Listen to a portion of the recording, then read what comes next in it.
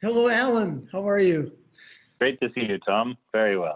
Hey, I am so glad that you are joining me on this call, this interview. I want to just take a minute and introduce you to folks that may be watching. My friend Alan Iny, he has been with the Boston Consulting Group for many, many years. Alan is someone I highly regard and very much value and have learned a tremendous amount from and continue learning from. So as I said, he's been with Boston Consulting Group for many years. He's a global specialist for them in creativity and scenario planning. And I know, Alan, you've worked and you've trained a big range of senior clients around the world, and you've also trained internally your Boston Consulting colleagues. You've given advice on creativity and basically on how we think as humans. You've helped senior execs change their perspective on a regular basis, which is huge because this world needs continually new thinking. You're the co-author, and I may pronounce this incorrectly, please correct it, but Luc de Brabandere, of a wonderful book that I have long had with me. In fact, it's underlined throughout the book, called Thinking in New Boxes, which we're going to talk about. So thank you once again for joining us. Thanks, Tom. That's a very generous introduction. Excited to dig in. Yeah, that's awesome. So good. So first of all, how are you and your family doing during this pandemic? Everybody healthy and okay? Thank you. Yeah, we're in good shape, really. It's a new routine and we have to be patient, but we are much more fortunate than many others in our city, in our country, and around the world. And, Right. you know, we've had to adapt like everyone, and we're doing fine. Thank you. Yeah. And in the city, you're talking about the big city, New York City. Yeah, we're in New York City. And, you know, there was a moment in March, April when things were really tough here. And we stayed in our apartment and read about it in the papers and on TV like the rest of you. So, you know, it's one of these things where, yes, the city is quieter now than usual, but we seem to have passed that peak. And we're out and about whenever we can, walking and biking and all the rest in a distanced way. Yeah, awesome, wonderful. Hey, so let's get started. I have sort of a very simple, basic question, but it would be great to sort of get a basic understanding from you, which I know from because I've been through the book a couple times. But would you begin with a simple explanation of what you mean by thinking in new boxes? Because we're all familiar with the term, and we've been admonished to do this in our professional lives to think out of the box. But you're talking about something called thinking in new boxes. I'd love to get a better understanding from you on that. Sure. It's a great place to start. In fact, let's suppose that we all think using boxes. We have these mental models that we use to interpret the world around us. And so if you accept that, you know, what is a box? A box is when I say, well, this is how I think about New York. This is how I think about my customers in business world. This is how I think about my career. This is how I think about religion. This is whatever it is. All of these are mental models. And sometimes these stay with us for many years, like if we have boxes about freedom or religion or democracy. And sometimes these boxes might change every few years, like a strategy or an approach to thinking about the future or about this trend called urbanization or virus fighting or whatever else. But all of these are mental models. And so if somebody says, think outside the box, it's basically telling you that your existing ways of thinking are no good. Your existing boxes, okay, aren't good enough. And that's fine as far as it goes. But the point is really to find useful new ones, to take the time to find useful new boxes instead of just what we've been exhorted to do for all these decades, as you say, to just go outside the box. It's a good start. Right. And I also would think, and this is a question, but I would also think that if you're asked to think out of the box, it just opens up everything. Like, where do you even go and begin? It's kind of intimidating in itself. It means give up the model, the paradigm, the framework, the structure that you know and exist within, and think outside that. It's just too grand. It's too big where to go. I think you're right, and there's a couple of bits in that which I'd love to dig into. You know, one of them is, of course, if you're trying to head to a meeting in some, I don't know, 50 miles away, and somebody says, "Don't drive on the highway."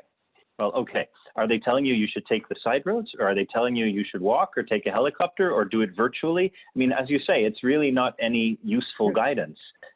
It's like telling a golfer or a tennis player, fix your swing, but it's not giving you any specifics. And so finding useful new ones is absolutely the right way to go. But I would go even further than that, because in the end, it's about trying to understand what your existing boxes are. So often we just take them for granted. They're implicit.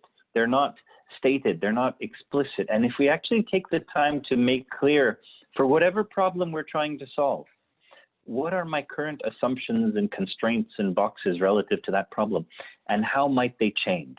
I can give you an example of that if it's a good moment. You know, when Herb Kelleher and his team 60 years ago were thinking about starting Southwest Airlines, right? I mean, it's a well-known story of the first low-cost airline, which was then copied by Ryanair and so many million others all around the world. But maybe not million, so many others around the world. But what a fantastic thing. If you think about it from a mental models perspective, they didn't just say we want to start the first low-cost airline. What does that really mean? It means everyone else in the industry says we need many types of plane. We're going to have one type of plane because it's more efficient and cheaper. Everyone else in the industry says we use travel agents. We're not going to use travel agents. We have assigned seats. We're going to have open seating. We have all-inclusive pricing. We're going to have unbundled pricing. We fly to primary convenient airports near the big city. We're going to fly to secondary airports. We have a hub and spoke system. We're going to do point-to-point. And being really specific about what those changes are is a really powerful thing. By the way, we consider safety our number one top priority. Okay, let's keep that one, right? It doesn't mean throwing away all of our existing boxes just because we have them, but being willing to challenge them. And so for anyone listening, if you have a particular challenge that you are thinking about, if it's, you know, I need new ideas for new products or services or business models, or maybe just I need new ideas for how to deal with this person, or I need new ideas to cut costs, whatever it is, anything. I need new ideas for my work-life balance, anything. What works for me is taking that from to shift as a sort of analogy and think, okay, now relative to my problem, what are some simple assumptions I hold now, and how might they change? What might be some sort of simple twos, some from to shifts in the same spirit as that low-cost airline example? For me, it's the simplest way to get started on this track to thinking in new boxes. Does that actually mean, Alan, as a practice, to identify your current boxes, if you will, and whatever it is that you're looking to assess, and actually consciously thinking about what they are, and then pragmatically going through each one and looking what may make sense to re-examine? For example, safety. And by the way, they may want to think in a new box on safety. They may want to make it better, or they may approach some aspects of it differently, not decreasing safety, maybe increasing safety, but they're all worth, but there's probably other boxes that are identified as being mutable, as being things that should be really probed to look at a way to sort of flip it on its head and do something differently. Like you said, let's not fly into these major metropolitan airports. Let's consider flying into a smaller nearby airports, you know, Midway instead of O'Hare or whatever. I think you're exactly right. Taking the time to identify those assumptions, which often remain implicit, and surfacing them, understanding what your existing ways of thinking are, and then thinking what might be some new ones. This is a really powerful thing. And by the way, it's a step that most people skip. You know, if I ask any client in the corporate world, have you done some sort of brainstorm ideation session, whatever, in the last year or two? Everyone will say, oh, yes, yes, yes, yes. And were you unreservedly delighted with the results?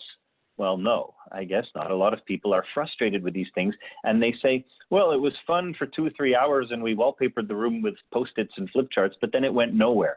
Or we wallpapered a virtual room with Post-its and flip charts, and it went nowhere. Why? And it's exactly in those cases where, you know, if you bring smart people together and say, hey, guys, come with new ideas. Okay, if you're really lucky, you'll get something.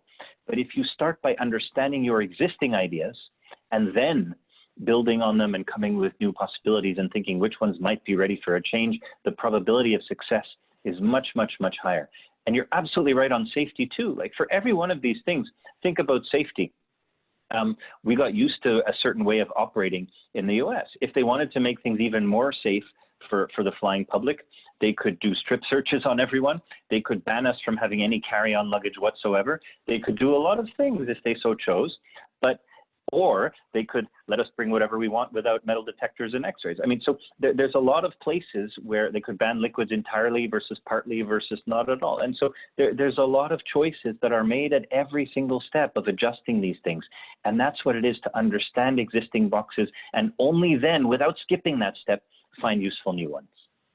Would you mind, Alan, and I probably should have asked this at the get-go, but would you mind just giving a little bit of an overview, a general overview about the types of organizations and clients that you typically engage with?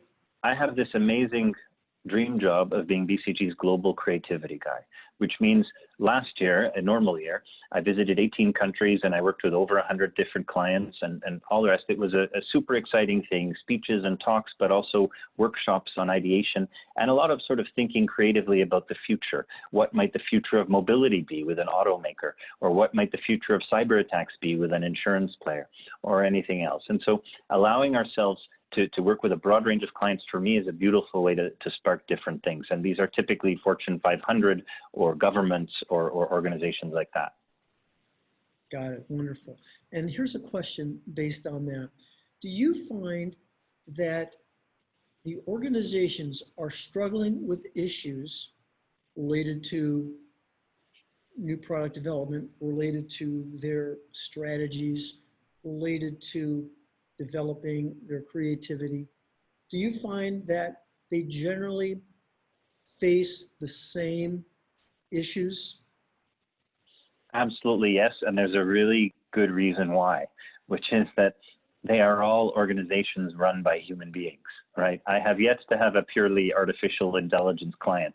And the reason I'm being glib about it is because, you know, it is true, of course, that different organizations have different challenges and different cultures. And in particular, you know, the way I would work with an executive committee in Japan on average might be different than the US and different than India and different than Eastern Europe and so on. We have different cultural styles, all the rest. Fine. I accept all of that, and it's true, but that's on me to modulate my style. In the end, what they all have in common is this human nature of how we think. We all get used to doing things a certain way. And if I am somebody with 10, 20, 30 years of experience in a certain industry, that's wonderful. And 99% of the time at work, that is going to be a really beneficial thing, because the experience that this executive has will help her run the organization more effectively, or run the manufacturing plant, or sell stuff, or whatever she's in charge of. It'll help her do it more effectively, except when trying to be creative. Because when trying to be creative and trying to get new ideas on the table, this is that rare moment when that kind of experience, yes, it's still necessary, of course, but it tries to stick you in your existing boxes. It tries to get, well, this is the way we've always done it. This is the way everyone in the industry does it. I know, because I used to work at this other place in the industry. We all get used to these biases of availability and anchoring and confirmation. And this is normal. This is absolutely normal and rational and reasonable. And so my job is to try and help people overcome those hurdles, help them overcome their initial instincts that say that'll never work. We tried that once 7 years ago and all the rest, and think, okay, what's different now? How might we try things differently? What other sorts of ideas might we get on the table, and so on and so forth? I do believe 99% of the people in a particular organization, I'm generalizing, speak and think the same. I wish it wasn't that high. And that's why folks like IDEO, they have, on a particular project, they may have archaeologists and sociologists and art history people, in addition to software engineers and electromechanical engineers and whatever, because they want to sort of assemble a team, and not just in terms of their education, but in terms of their backgrounds. They bring people with different backgrounds, and I think that's very healthy. And I wish that was generally more the case. I think it would serve I would think it would serve the world better. Yeah, you're absolutely right, Tom. I think that, of course, I oversimplified. The fact is we're all human beings, and so we all have some of these things in common, which is why there are a lot of things that I can learn as I go across different organizations. But you're right. Some of the key concepts of creativity are trying on different hats and different perspectives.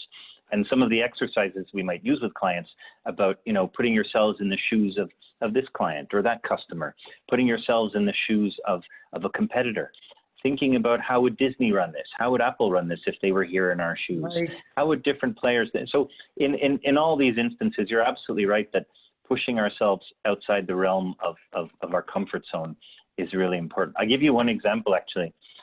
Wonderful. There was a workshop I was doing once with a major energy drinks player. So think the equivalent. Well, you just picked up a Red Bull as I was saying that. That's fantastic timing.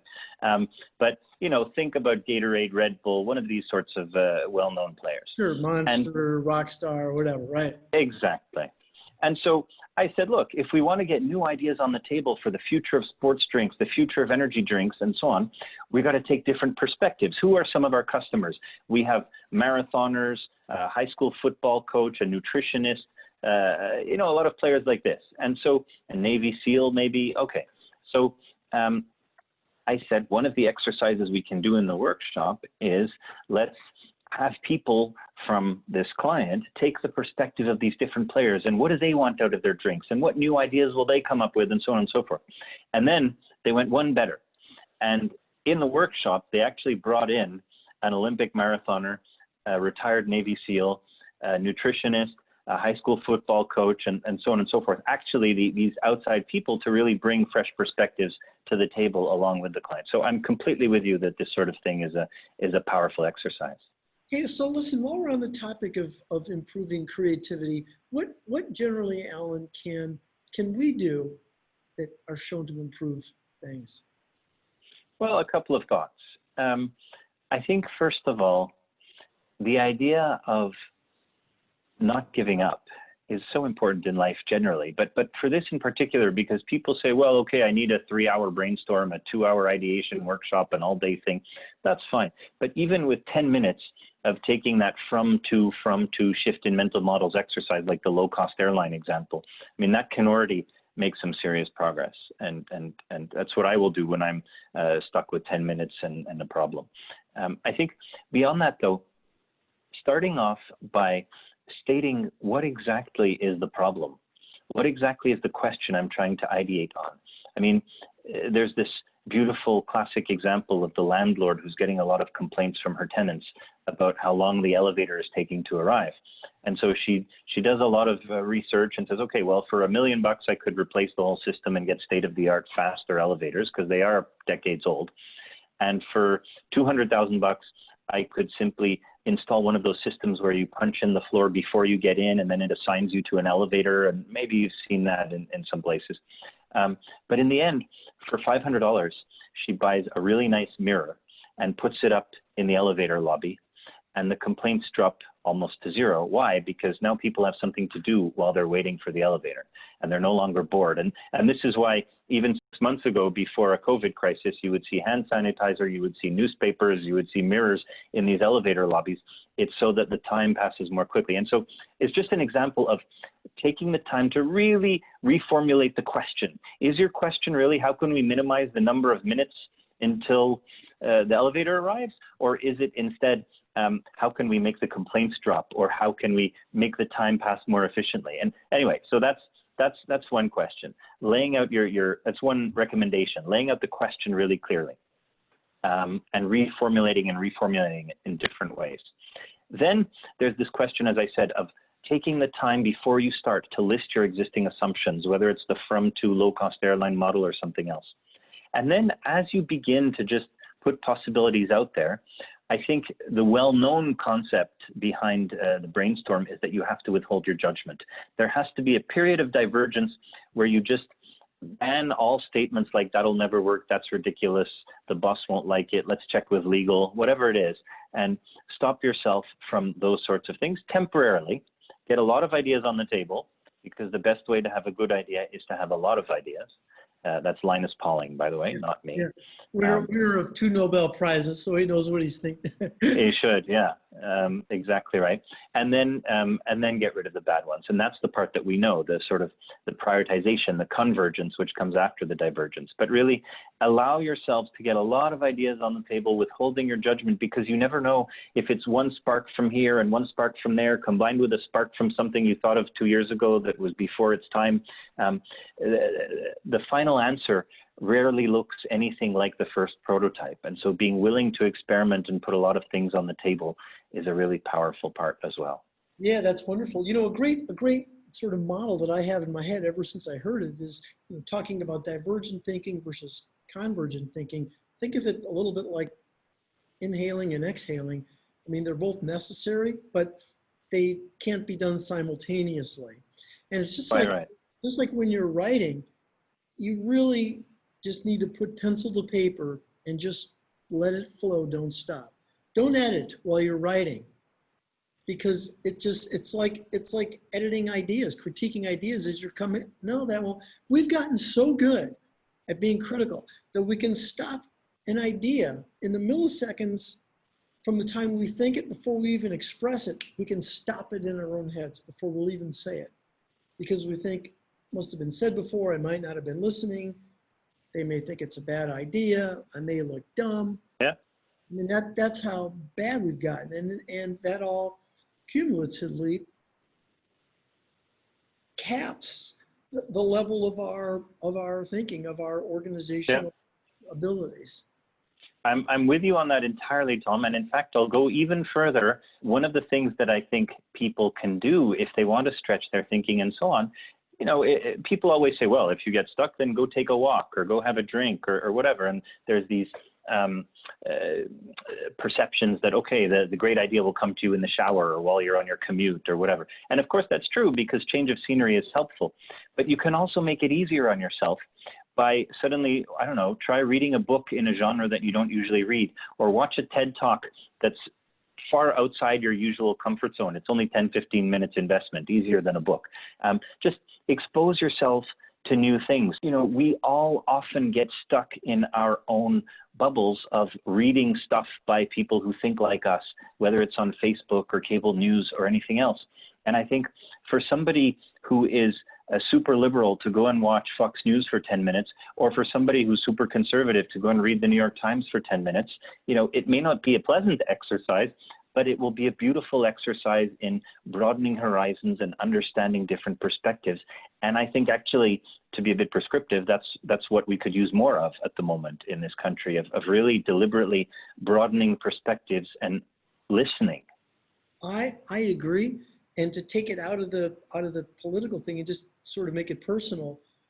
I love art, but I've never done any art. Well, my wife and kids bought me some canvases and some paints and an easel, and I cannot tell you how much joy it's brought me. It's impacted after I finish a few hours, several hours. It stays with me for days. I dream about it at night, and I can't wait until the next weekend. It's like tapping into something that I never knew I would resonate with. So to your point, expose yourself to something new, even if it's a bit uncomfortable. How wonderful. You know, the word amateur has such a negative connotation in our vocabulary these days. But in fact, the origin of the word, the root of the word is amour in French, Latin, Italian, whatever, but it's love. Somebody who loves what they're doing is an amateur, as opposed to the professional who gets paid for it, who hopefully will also love it. But in the end, thinking of it that way, as something you love doing, which in your case is this new hobby of art. And if it lasts the rest of your life, great. And if it lasts only 6 more weekends, that's okay too, and you'll try something else. But that's the main point. To tie it back to this pandemic, and there's been many, many terrible, terrible things. There have been terrible losses and many, many people dying, and it's tragic. And there's healthcare workers and providers that have had to grind out long, long hours and endanger themselves. So that's terrible. It's been terrible economically and financially, and I understand all that. But maybe there's also been some good lessons that we can learn through this pandemic about what is important, and maybe let go what's not important, and maybe break some bad habits that were just sucking up time. So again, I couldn't agree with you.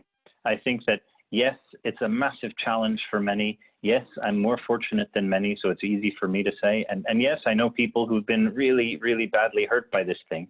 But in the end, this has already led to all sorts of amazing innovations and moments of creativity. If it's hospital workers figuring out safe ways to reuse disposable things, or if it's parents figuring out how to juggle virtual schooling with their work and all the rest of it, or if it's organizations figuring out new, faster ways to get vaccines made, hopefully we'll see progress on that. Whatever it is, absolutely. But how might we think more expansively about the medium term once the pandemic subsides? Yeah, I think the interesting bit there is to think about different possible medium terms. And the reason I say that is because, yes, okay, there's tons of stuff out there, newspapers, academic articles, whatever, about how long will it last? When will things go back to some form of normal? How bad will it get? Let's go past that. And I don't know if it's 2 years from now or 1 year from now or 3 years from now, or it depends where you live, frankly. But whenever that is, what will this new normal be like? And if you go and ask somebody, as I've asked some corporate leaders, they might say, well, I think there'll be probably more virtual work than there was before, but not as much as now. And I don't know what else. And it's really interesting because maybe we'll take people's temperatures when they walk in the office. Okay, fine. But what really might the world feel like? And if you think about it, and we've tried to lay out some things that remain uncertain, we don't know on the scale of super globalization to protectionism, what this global economic order will be like. We don't know what income inequality will be like. We don't know what will happen in terms of climate change. We don't know what will happen in terms of technological evolution and the role of government nationally, regionally, locally, versus the role of corporations and so on, because all of that is still fluid. And so imagine some different possible futures. Imagine one world where, you know what, we've recovered from the virus pretty quickly, but we didn't learn a lot of lessons, and we're super protectionist and blaming others, and every country is insular and coming into its shell. And whether that's a good thing or bad thing doesn't matter. It's a possible thing, and it has deep implications for shipping companies and supply chains and globalization, and it has deep implications for anyone in an organization as well. On the other hand, imagine a future where, and the government encourages a whole new wave of tech entrepreneurs, and there's a whole new digital gang of startups who put big corporate players who can't adapt out of business. That's another world we might have to operate in. There's another one where things become more rural and less urban. There's another one. Anyway, so there's a lot of different possible futures. And if you take the time to think about each of them, even a small number that are somewhat representative, and say, okay, how would I prepare for that one? How would I prepare for that one? And if you do that for each, suddenly you can say, well, actually, there are some no-regret moves that make sense across all these scenarios. And there are some contingent moves I can plan for, but not pull the trigger on yet. And some big bets I want to make because I really like this scenario and I want to push the world in that direction. Whatever the case may be, we're increasing our resilience by thinking in this way. We're strengthening our plans by thinking in this way. And it's nothing more than classic scenario planning on a shorter time frame, adapted to the situation at hand. And it's honestly something that some governments are doing now in different cities and states and countries. But I say not enough, because I think really allowing ourselves to ponder these sorts of potential future realities is a super powerful thing. And Alan, on that topic, briefly, how might a company, an organization, to think about the future?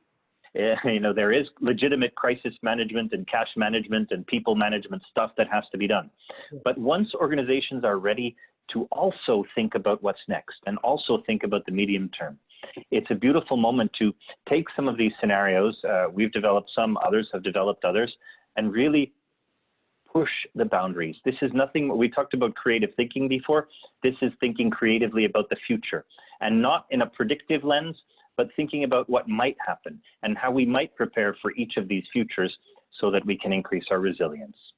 Right. That ties back to what was mentioned earlier, that by thinking divergently about all the possibilities, it doesn't necessarily mean you're going to come up with the scenario that's actually perfectly going to unfold, but you'll come up with a bunch of ideas through those scenarios, and together those will connect to create new possibilities and ways of navigating your way forward. Because exactly right. Exactly right. yeah. Listen, I love this book, and I hold it up again because I know you have something that I'm going to ask if you can provide to all the readers, or let me provide it to everybody. Can you talk about that? Sure. Absolutely, Tom. Look, the book, I'm so glad you enjoyed it. And for anyone interested, it's available in 12 languages and all the rest of it, which I still find mind-blowing. But there's also a sort of executive summary, a visual Cliff Notes style executive summary of this book, which Tom will let you know how to get. Yeah. And by the way, now you tell me. Yeah, exactly. But you'll get a lot out of it, and Tom will make it available on the site and tell you where to go to get it. Yeah, that's great. That's very generous of you. Thank you so much. That's awesome. Well, listen, thank you very much, Alan. I really appreciate the stimulating conversation. Every time I have the pleasure of speaking with you, I learn something. Every time I read your posts, I know you're doing great work. Where can folks go to learn a little bit more about you and about what BCG provides? Sure. Well, I hope you'll enjoy the executive summary booklet. There's a lot more at thinkinginnewboxes.com. It's the easiest possible place. You can see my TED Talk. You can see a lot of other articles and things like that. But and you can also see how to find me. You can track me down on Twitter, LinkedIn, whatever you want. That's awesome. Thank you very much. Stay healthy. Best to you and your family. And we'll be in touch, my friend. Sounds great, Tom. All the best. Thanks.